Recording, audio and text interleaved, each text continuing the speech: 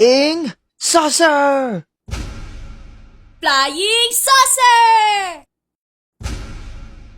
Habang naglalaro kami ay pinagsabihan kami ng uncle namin. Pwede bang huwag kayong maglaro niyan? Napupunta sa bubungan yung CD ang ingay-ingay. Hindi namin pinansin yung sinabi ng uncle ko at tuloy pa rin ang laro. Flying saucer!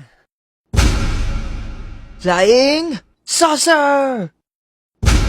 Flying saucer! Ayaw niyo tumigil Nung nakita namin na pasugod yung uncle namin, ay nagsitakbuhan kaming lahat. Takbo!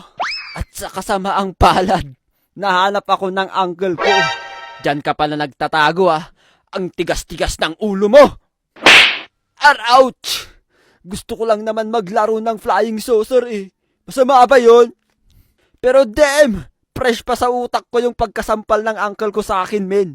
Ang sakit! Pero friends na kami ng uncle ko na yon.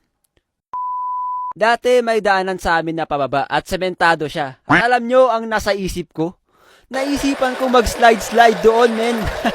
Gumawa pa ako dati ng parang sasakyan namin para mag-slide. Hello mga pinsan, gusto niyo ba sumama sa aking munting amusement park? Yes, sir. Tara, ipaparanas ko sa inyo ang tunay na saya.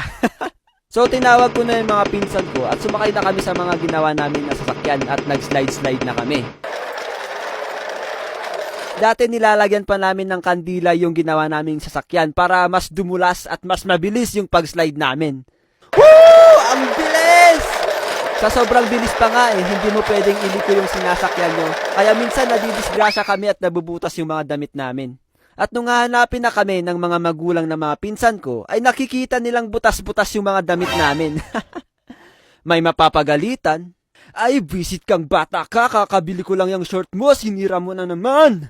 May mapapalo. May pagsasabihan, at syempre ako yon.